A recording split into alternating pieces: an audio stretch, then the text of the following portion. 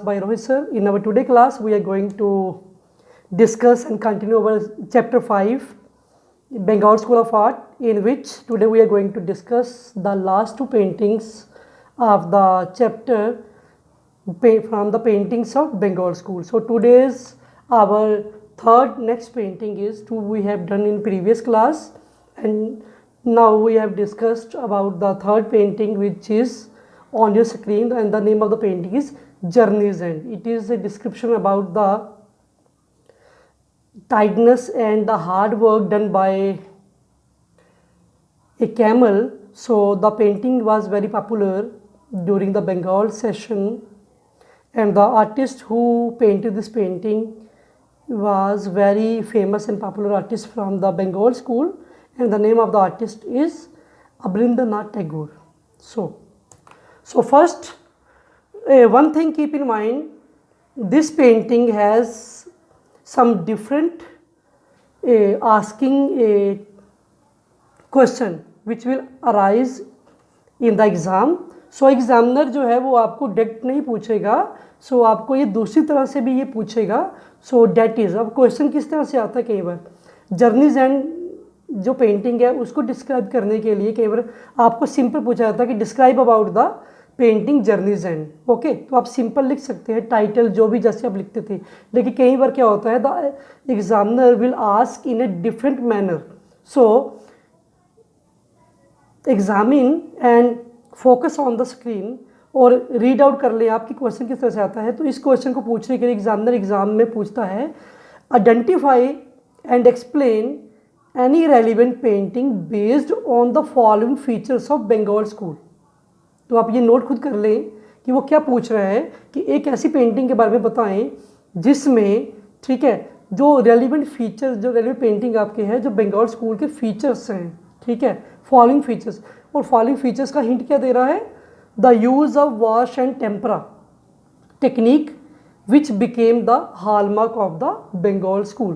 कि उस पेंटिंग के बारे में बताएं जिस पेंटिंग को बनाने के लिए जो टेम्परा और वॉश टेक्निक, जो वॉश टेक्निक यूज़ हुई थी, ठीक है, wash and tempera technique use हुई थी बंगाल स्कूल की, जो बंगाल स्कूल का एक चिन्ह बन चुका था, उस पेंटिंग के बारे में बताएं. So you have to write down the answer, but starting the heading of the answer is like this. So you have to write down some parts you have to taken from the question.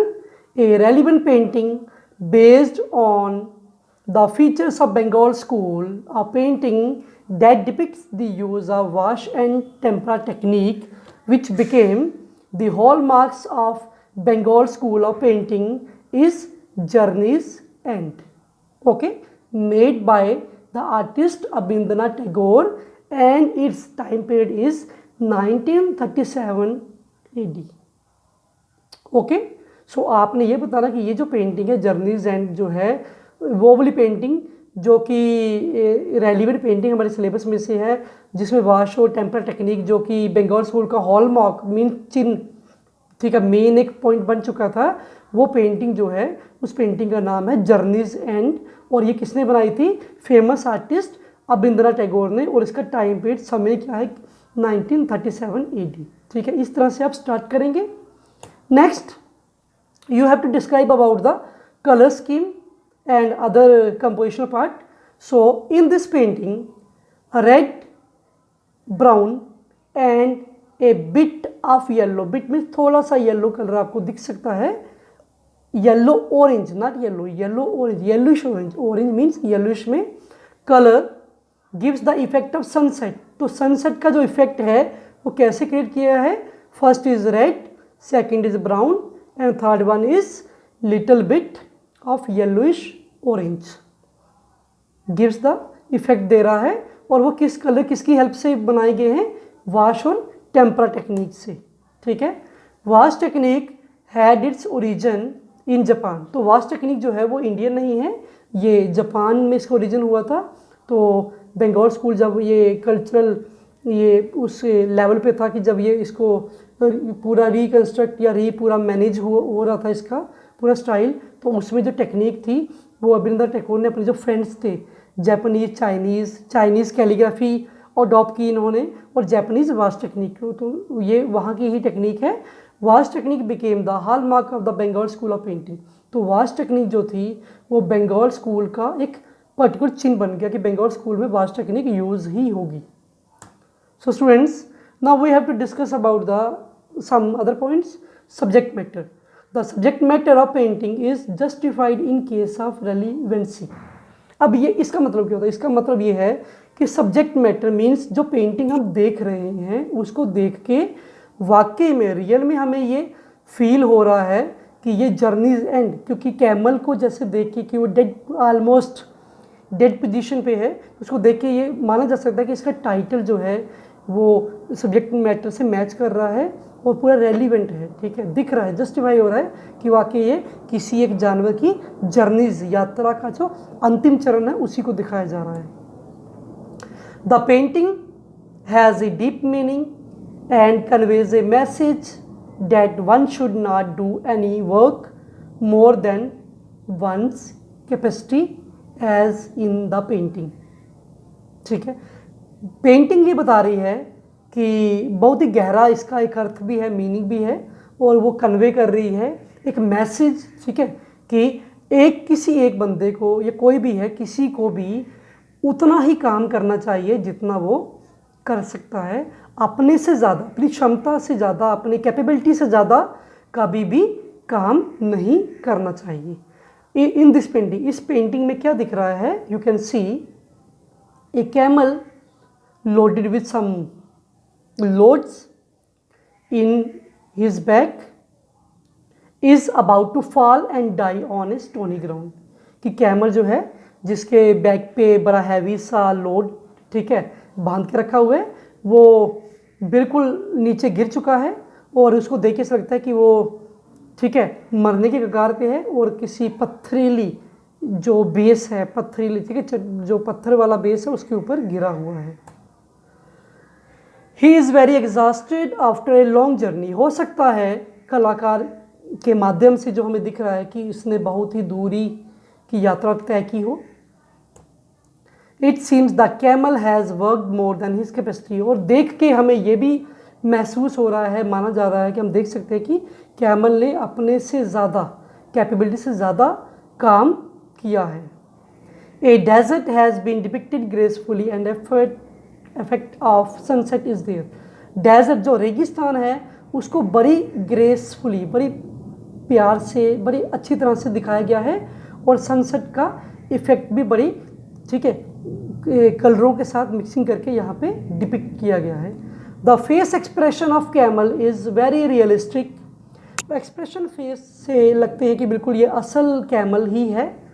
So the painting is really relevant and the use of wash and tempera technique has been applied beautifully in it. और ये जो painting को देख के मान सकते हैं कि ये बिल्कुल रियल है और रेलिवेंट है, एग्जाम्पल पूरी मिलती है। तो सब्जेक्ट मैटर, थीम भी सब इसके अच्छे हैं, और इसमें वाश टेक्निक को बड़ी ब्यूटीफुली, ठीक है, इसको यूज़ किया गया है। So the next painting added in our syllabus this year. So student, this painting is added in our syllabus. Okay, this painting is, ये जो है ये किसकी ये चेंज की गई है। इसके पहले पेंटिंग होती थी tiller of soil. That painting was included last year, but in today's our 12th class sessions, so that painting was removed and this is added. So the name of the painting is Shiva and Sati. You can see an image on your screen. Okay, so the image is about Shiv and Sati. So the title of the painting is Shiva and Sati, and the name of the painter, is, this painting was painted by famous artist of Bengal school, Shri Nandlal Bose. Okay, very popular painter of the Bengal school. Okay, now medium and technique. So watercolor in tempera technique, ये colour use हुए हैं। Now we have to discuss about the subject matter. Painting में दिख क्या रहा है, ठीक है। The subject matter of the painting depicts, ये क्या बता रही है, lord Shiva is shown seated and carrying goddess Sati in his arm and the scene is related to one of the main episode of Shiva and Parvati. कि पेंटिंग को देखो ध्यान से, पेंटिंग में क्या दर्शाया गया है, शिव भगवान को दिखाया गया है बैठे हुए, उन्होंने किसको उठाया हुआ है, ठीक है, गॉडेस देवी सती को अपनी बाजुओं में, और ठीक है, सीन को देख के ऐसे लगता है कि ये शिव और सती के जितने भी अलग अलग एपिसोड्स हैं उनमें से एक एपिसोड को, सीन को दर्शाया गया है। Here Sati has shown dead, यहाँ पे सती मृत अवस्था में, ठीक है, देखी जा सकती है, ऐसा आर्टिस्ट ने ये यहाँ पे डिपिक्ट किया है। This subject matter of the painting totally matches the title. अब टाइटल होता है पेंटिंग का नाम और सब्जेक्ट मैटर होता है कि देख के क्या लग रहा है। तो इस पेंटिंग को देख के माना जा सकता है कि जो इसका टाइटल, इसका नाम दिया गया शिव एंड सती, और देख के भी हमें लग रहा है कि ये शिव एंड सती ही है। तो हम ये कह सकते हैं जो टाइटल है और वो सब्जेक्ट मैटर दोनों आपस से मैच कर रहे हैं। Good. So this painting is a narrative होती बयान करना, mythology bye modern Indian artist Shri Narendra Bose के। ये जो पेंटिंग है इसको बड़ी अच्छी से बेखूबी से बताया गया है, बयान किया गया है। माइथोलॉजिकल जो, ठीक है, नरेशन है, स्टोरी जो है हम सुनते आए हैं कि ऐसा हुआ था, उसको जो मॉडर्न, ठीक है, आधुनिक जो कलाकार थे श्री नरेंद्र बोस, उन्होंने इसको बनाया है। अब बात करते हैं कंपोजिशन की बात। Now we have to discuss about the compositional part कि कलर्स कैसे क्या है। This first of all this is the vertical painting students, बिल्कुल वर्टिकल 90 डिग्री के पोज में है, हॉरिजॉन्टल नहीं है, वर्टिकल है। The monochromatic means single shade के कलर, एक ही कलर, उसकी लाइट एंड डार्क टोन्स, अलग अलग कलर्स के opposite. The monochromatic painting seems to be inspired from Ajanta painting. इन पेंटिंगों को देख के ऐसा माना जा सकता है कि जो आर्टिस्ट है वो इंस्पायर्ड था अजंता की पेंटिंग से। जैसे हमने पहले कहा कि बंगाल स्कूल ऑफ आर्ट में जो आर्टिस्टों ने क्या किया, रिवाइवल किया किसको, हमारी पुरानी जो संस्कृति थी, ठीक है, उनमें से आपका एक ये अजंता पेंटिंग्स भी आती है। अजंता पेंटिंग्स में भी इसी तरह के मोनोक्रोमेटिक मीन्स ब्राउन कलर है, तो ब्राउन कलर की ही tone, light and dark tones को लेके काम किया गया है, तो उसको किया गया है अजंता पेंटिंग से। A halo is shown around the head of Shiva for representing him as god. Shiva के पीछे अगर आप देख सकते हैं तो हॉलो होता है, सर्कुलर जो होता है, ये सुपर नेचुरल पावर्स को रिफ्लेक्ट करने के लिए आर्टिस्ट, ठीक है, दिखाते हैं। एक्सप्रेशंस आर वेरी गुड, जो एक्सप्रेशंस पेंटिंग में हैं वो बहुत ही बेहतरीन है। आप देख सकते हैं the shades of light in white colour have been depicted on forehead of both figures and also on body of Shiva. अब एक चीज़ नोट करें, दोनों फिगर्स को ध्यान से देखिए बच्चे आप, तो शिवा के जो फोरहेड पे, माथे पे, और जो सती के माथे पे, फोरहेड पे आपको वाइट, ठीक है, वाइट कलर्स दिख रहा होगा, ठीक है, लाइट शेड जो पड़ रही है वाइट की वो दिखाया गया है। और बाकी दोनों फिगर्स के माथे पे देख सकते हैं आप वाइट कलर की शेड्स है, ठीक है, और अलग से किस पे है, शिव के बॉडी के ऊपर भी वाइट कलर की शेड देखी जा सकती है। This painting has been made in brownish monochromatic effect. Painting को बनाने के पीछे टेक्निक बड़ी सिंपल थी बच्चे। ब्राउनिश जो कलर्स यूज़ किए गए हैं, ब्राउनिश इफेक्ट दिए गए हैं, उसको मोनोक्रोमेटिक में ब्राउन की अलग अलग फॉर्म्स, लाइट ब्राउन, येलो के साथ ब्राउन, रेड के साथ brown, light brown, dark brown, ठीक है, ब्राउन की वेरियस, ठीक है, जितने भी उसकी टोन्स है या फॉर्म्स है उसका इफेक्ट दिया गया है। मोनोक्रोमेटिक इफेक्ट इसको बोला जाता है। द इफेक्ट्स ऑफ क्लाउड्स, अब आपको दिखेगा नहीं लेकिन ध्यान से देखें, ये कोई अर्थ का सीन नहीं है, ये क्लाउडी सीन है, ठीक है। The effects of clouds in the foreground, foreground means कहाँ पे है, आपके पीछे वाली साइड नहीं, आगे वाली साइड। आगे आप देख सकते हैं जो ये सती के आगे पीछे का एरिया है, that is foreground. So the effects of clouds in the foreground are very impressive, ये बड़े इंप्रेस करने वाले, ठीक है, ये इफेक्ट्स हैं। And the background is quite attractive, और पीछे की जो बैकग्राउंड है, बैकग्राउंड जो है वो बड़ी अट्रैक्टिव पोज में है। So students, Sati has sacrifice her life for the sake of her husband Shiva self respect. तो जो स्टोरी है, स्टोरी जो नरेट जो आर्टिस्ट ने ये पेंटिंग थ्रू की है। अगर आप रियल स्टोरी की बात की जाए तो स्टोरी में क्या होता है कि सती जो है वो अपने आप को, ठीक है, सेक्रीफाइस कर देते हैं। वो किसके लिए? अपने पति के, ठीक है, सेल्फ रिस्पेक्ट के लिए। सती's father spoke abusive words for Shiva in a great यज्ञ। ठीक है, अब होता क्या है बच्चे, स्टोरी के हिसाब से शिव को उनके ससुर जो थे, सती के जो फादर थे, पिता थे, ठीक है, उन्होंने एक बार यज्ञ में बुलाया, ठीक है, और वहाँ पे वो उनका अपमान करते हैं। ठीक है, ये चीज़, ठीक है, सती उनकी जो अर्धांगिनी है, ठीक है, देवी सती, उनको अच्छी नहीं लगती है और वो अपने पति की ये इस तरह से ये जो बेइज्जती है, जो भी है, वो जो अपशब्द जो उनके पति कहते हैं, जो उनके पिता कहते हैं, वो सुन नहीं पाती है, तो वो अपने आप को सेक्रीफाइस कर देती है। ये उसके ऊपर पेंटिंग है।